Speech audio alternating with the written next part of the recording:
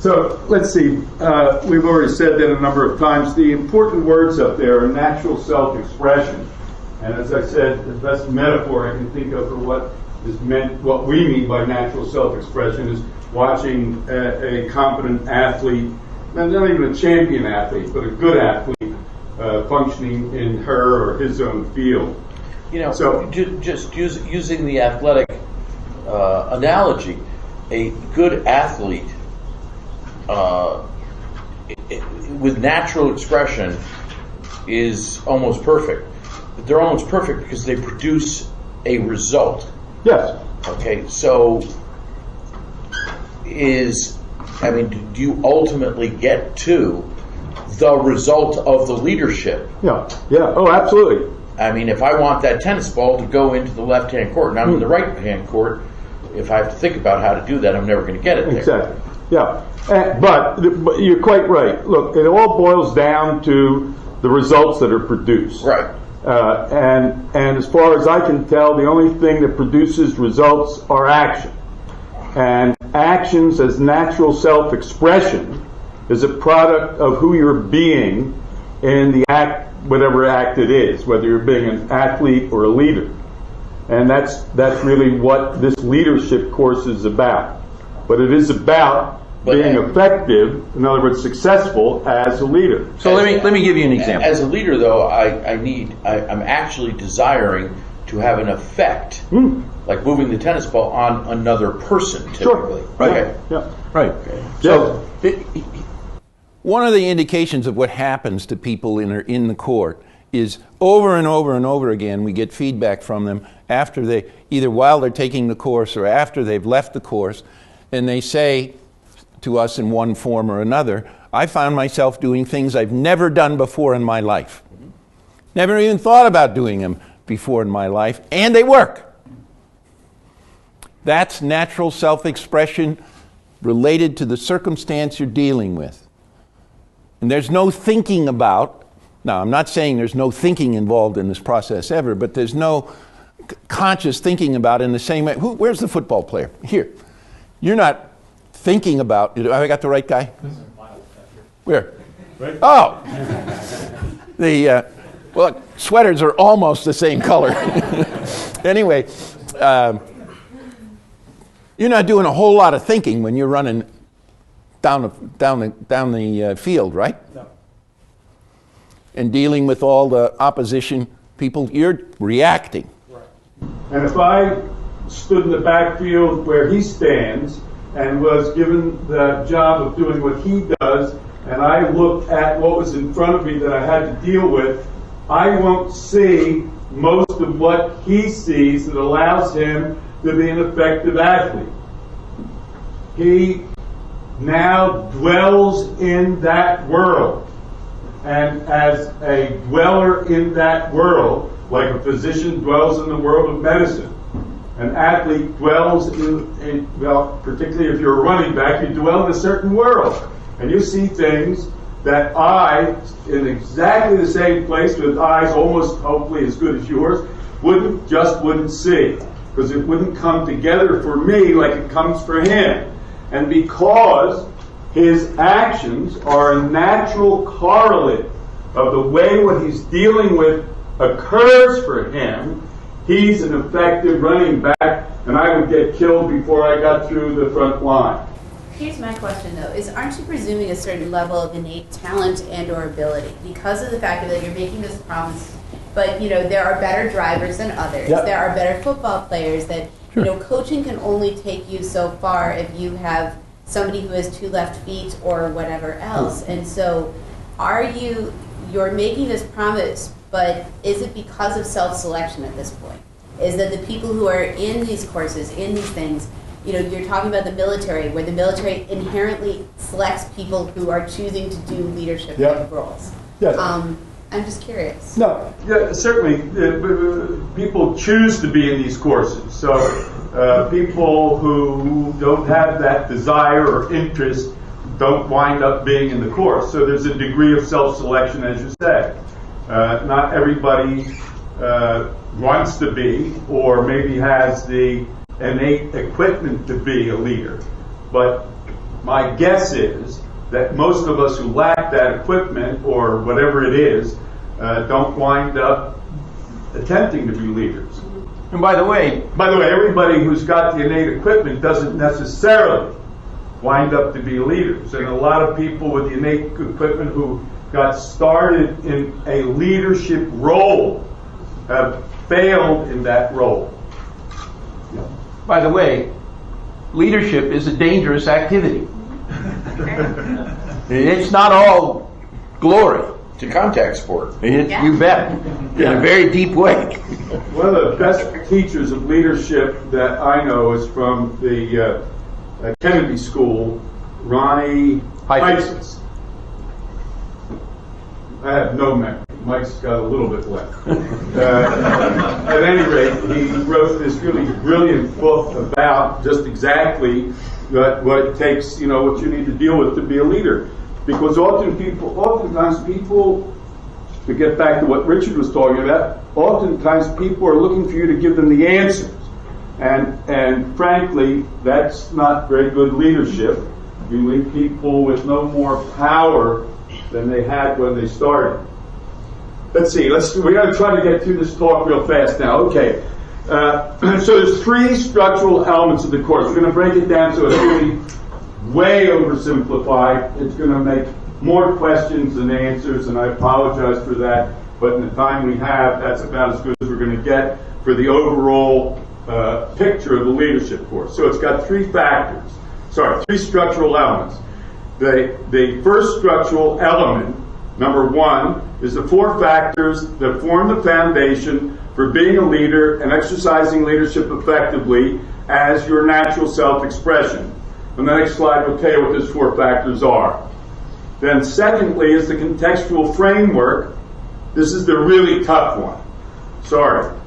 The contextual framework for leader and leadership that when mastered becomes a context that in any leadership situation has the power to leave you being a leader and exercising leadership effectively as your natural self-expression. And I frankly find that first of all, difficult statement to follow entirely, but outrageous. You mean to tell me that there's some context which if I master, whatever that means, if I master, will lead me in any leadership situation, being a leader and exercising leadership effectively as my natural self-expression? You mean that's what you're really saying? And the answer to the question is yes. I know it's outrageous and you should suspect that it can't possibly be true. So far, so good.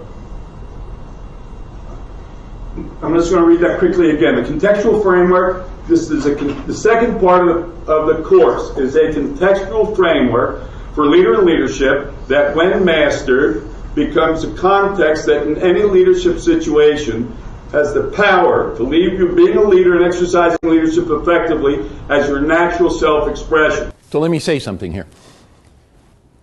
That lands flat with you. In the course, we'll spend a non-trivial amount of time in various ways getting our participants to understand that the context is determinant in their life. And almost nobody in the world gets that. Yeah. And once you get that, it opens your eyes amazingly. Go ahead, Werner. No, I was just going to say, if we have time, the last 3 slides in this presentation talk about a context that, at least for me, really wowed me about the true power of a context that reaches so deeply into our structure and function that it's amazing. We'll see when we get there. Anyway, the third part of the program, 3 parts to the course. First, the last part is eliminating, or at least relaxing, from the way I wound up being the ontological, perceptual, and functional constraints that get in the way of my natural self-expression, and I've got them. I've learned how to function very effectively in the box in which I'm comfortable. Only that won't work for me as a leader. I've got to be able to function outside the limits in which I've gotten to wherever I've gotten in life if I'm now going to function in this new world of being a leader and exercising leadership effectively. So I'm going to take 45 seconds to give an example. So a while back, as part of the result of dealing with Werner and this material, I was coming from London and I landed in Newark and the plane was late and I was trying to get home to Vermont and I had luggage and on and on and on. And it was an impossible thing to happen.